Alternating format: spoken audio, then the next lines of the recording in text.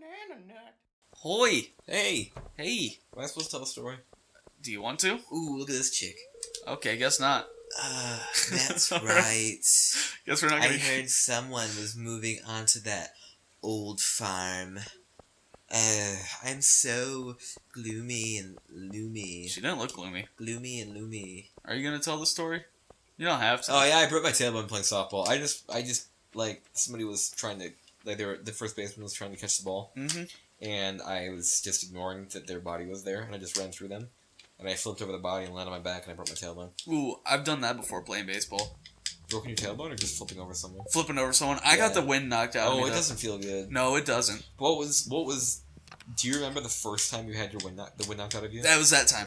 Was it? Yeah, I was. Did you think you were gonna die? That one more treat. I was knocked out also. Oh, so, you were knocked out? Yeah.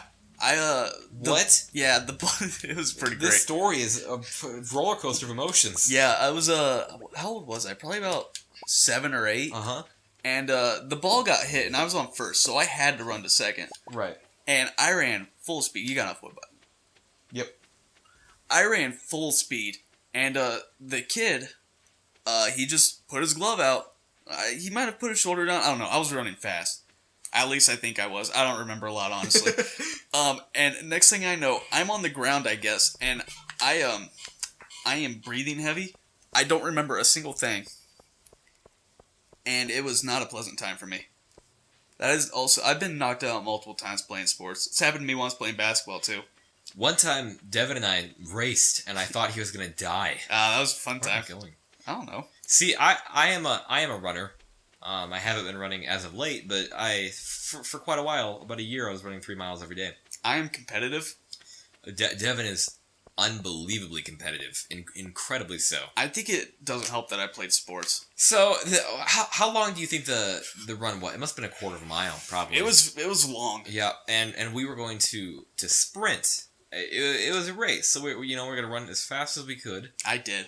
And boy, Devin took off. Yeah. And I don't remember who won. You did, because I slowed down at the end because I got tired. Okay, well, apparently I won. It was about 50 feet, and I just slowed down. And we got to our destination, and we were running to the place we were going to eat. Yeah. And we got there, and I was fine for it. It was until I sat down, I believe. I thought you were dead. Yeah, me too. I thought it was over for you. Devin sat down, and it was something. This guy gives you something, dude. It was pretty cool. Arrgh. The old I've mariner. got this old amulet to sell, but something tells me you're not Is ready. that Willie for in it. disguise? That would be. But yeah, I sat boy. down, and I don't know if you guys have ever gotten close to passing out, but not the verge of passing out. My vision went tunnel. My hearing was going out, and I was about ready to just slump over in my chair. I guess my pupils were dilated. And your hearing started to go too. Yeah. Like, because our friend TJ was sitting across from me, probably about just like a normal table length, and I could not hear him at all. It was pretty cool. Oh man, I've passed out a few times. I've never like passed out. I've been knocked out. No, I've passed out several times. No. I take that. I passed out once, but I think it was more of a head rush. Oh, okay. I woke up, went into my living room, and just fell over on our coffee table. That was it. In the future, I would recommend not doing that. Well, you see, that hasn't happened for like 10 years. But the thing is, though, I got up and I was fine. That's good. Yeah, I just passed out on the coffee table, and nothing happened out of it. You know this story, but my freshman year in high school in German class, our teacher was a big fan of teaching through stories. He would tell a story, and we would have to act out the story, and say key phrases in German. So my role in this story was to be a Christmas tree that day of class, and a friend of mine said that I should be a pink Christmas tree, and he knew perfectly well what was coming. This was set up. He knew what was happening. He knew what I would do.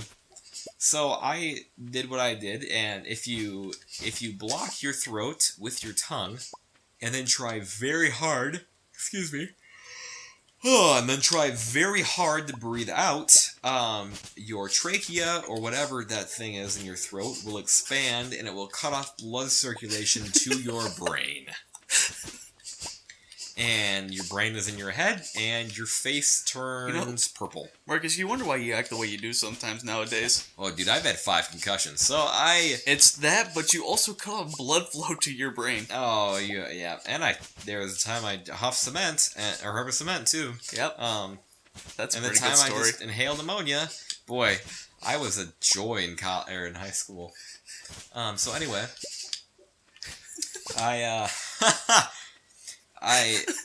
I did that until I was no longer conscious because there was no blood going to my head. Were you sitting or standing? I was standing.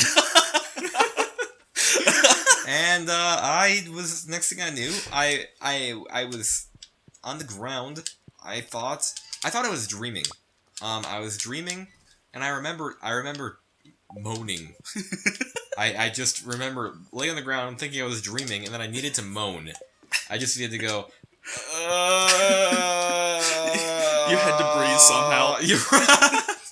That was my body trying to breathe. So I moaned. And apparently I was out. People have said from anywhere from, I heard from just a couple seconds, to 4 hours. I've heard 12 seconds. I've heard 20 minutes. Apparently the people there were very confused about how long I was actually unconscious for.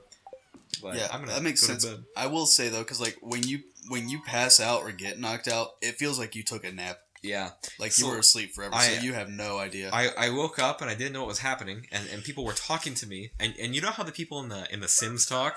Yeah. That every time somebody opened their mouths, that's what came out. And I said, "Why are you talking like that?" But I imagine it came out in a similar manner to how I was hearing people.